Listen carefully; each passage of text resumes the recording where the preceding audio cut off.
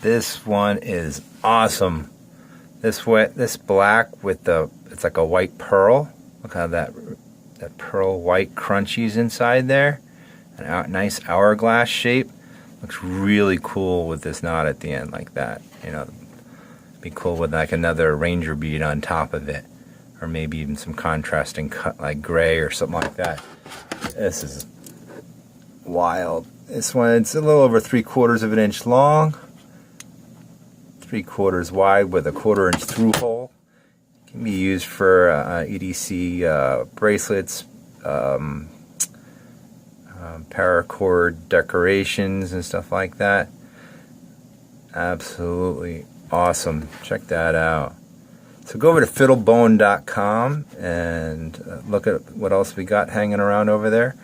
Share with your friends, like, share, subscribe, and have a great day.